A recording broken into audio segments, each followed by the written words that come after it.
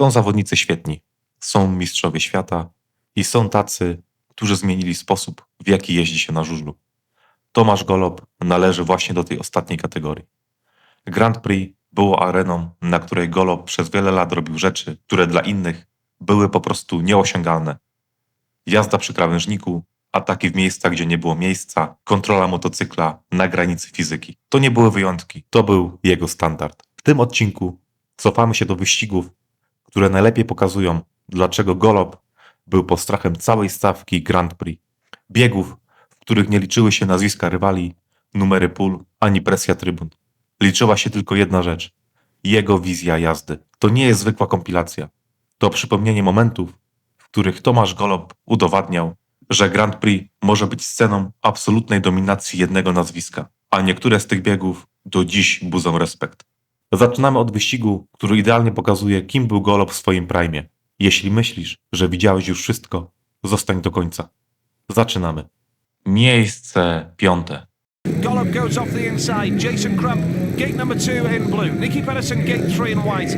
Kenneth Pierre off the outside in yellow. And for the World Championship, Jason Crump really has to beat the man off his inside. He sure does, and I'm happy that the rain's eased off a bit now because the boys will have a little bit clearer vision as they go into the first corner. Thomas on the inside will think he can control it, but there's some heavy hitters just outside of him. Yep, can anybody get the better of that man, Tomasz Gollob? Chwila. Zanim zaczniemy, nie zapomnij zostawić suba, lajka i komentarza. Do zobaczenia. In the red helmet, Crump's made a superb start, and so has Kenneth Pierre. And Pierre around the outside, but Gollob puts his wheel over the curb and takes the lead. That is unbelievable from Tomasz Gollob, because again he didn't get the best of starts. The fourth straight ride where he's been off the inside, and he's got the lead somehow. And remember, if he wins this race, it'll be 6 points to his total and a 24-point maximum. That will definitely put him in position to where I don't think he'll be caught after that, but there's still 2 more rounds. Look at the boys trying to do it. Jason's up high, trying to get whatever he can out of the dirt that's up there that's full of water.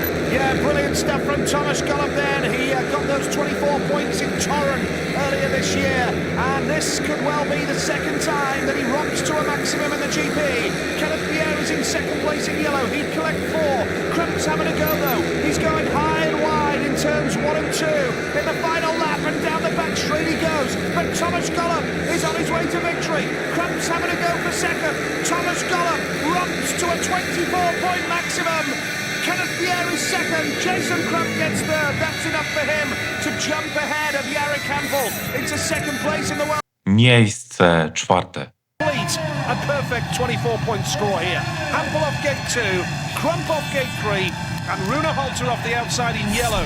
Now, can anybody stop Tomasz Gollob's out? Well, there's 3 poles, technically, and then you've got Jason Crump, the Australian, wanting to get back on it. Gollob's on the inside. It's the grand final here in Poland. Gollob has made a good one off the inside. Can he hold that line now? Tomasz Gollob has the lead and has got the race under control. Clever ride from Crump up the inside. Halter is second. Crump is third. Remember, Rune Halter just missed the back wheel. He sure did. He went for his big wide line in the first corner, got some extra drive, caught up to Tomasz Gollob. Look at Jason fighting off Hampel. Hampel now comes up the inside into turn 3. Jason has no answer for it. The race is on. And the Polish fans go wild because Jarek Hampel has got third place. And remember, your points count for double here. Gollob heading for 6, Halter heading for 4, Hampel heading for 2. And you never know, those 2 points could prove vital at the end of the season. Crump is having a go at Hampel at the back. Gollob still has a bit of work to do. Tomasz Gollob in his 123rd appearance in a Grand Prix, his 49th final, is heading for the 18th win of his Grand Prix career, and Tomasz Gollob wins the Grand Prix with a perfect 24-point score and is now the new leader of the World Championship. Woohoo! He's happy. Pull his scarf around him. Too good. Go for it, buddy. 3 poles on the rostrum. What a performance from Tomasz Gollob. A masterful, Miejsce 3. The other rider in this final who is in contention for the world title.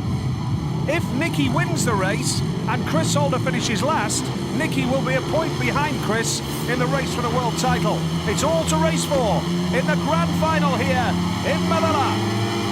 green light on and away from the start, and it's Tomasz Gollob off the inside, and now Holder has got the drop on Lindback, but Lindback comes back for more. Look how close it is. Oh, it's so very tight. The lead is with Tomasz Gollob. Lindback trying second place. Here comes Chris Holder down the home straight. Holder working overtime here. Lindback gets second. Now Holder comes back for more.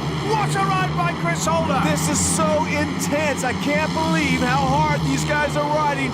Look at that. Gollob's got to go. He got to defend as well. Chris Holder's right on his tail. Look at Antonio up the inside. If he gets some ground up that inside, he can get right in the mix as well.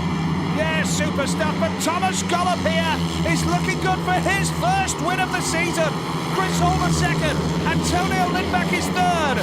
And a super ride for Chris Holder with 4 points as it stands here. That would put him, 8 points ahead of Greg Hancock.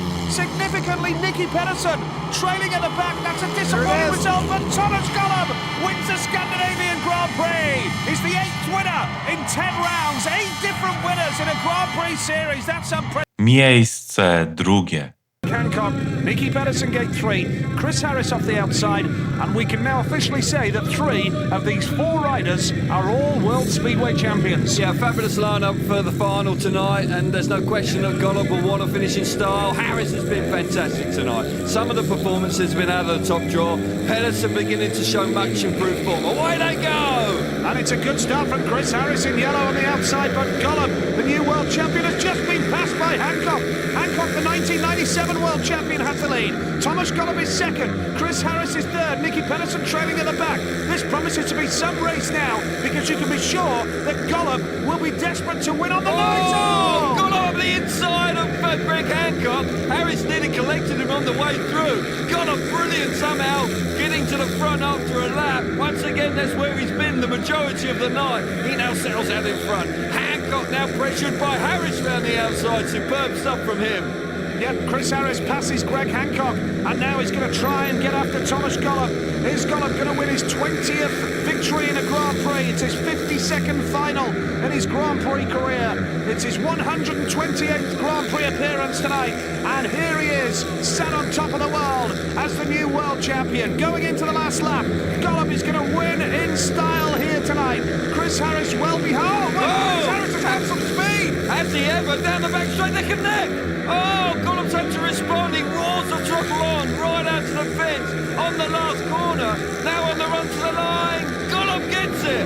Tomasz Gollob hangs on to win the Italian Grand Prix on a night when he's crowned world champion. But what an effort that was from Chris Harris. He shakes Gollob's hand. That was a heck of a race. And Gollob hangs. Miejsce pierwsze. But he's a super rider. We'll now see just how good. Can he win it again? Up go the tapes. Gollob is taken wide, but he's going through. But look out front at Jimmy Nilsson. If Nilsson holds it here, Nilsson will be the Grand Prix leader at the end of the night. Jimmy Nilsson's in front. Gollob is going. The cheers are mounting. Gollob is mounting his challenge. But somehow Jimmy Nilsson has picked up the right route. Jimmy Nilsson is under threat, but Jimmy Nilsson, with nearly half the race gone, is still out front.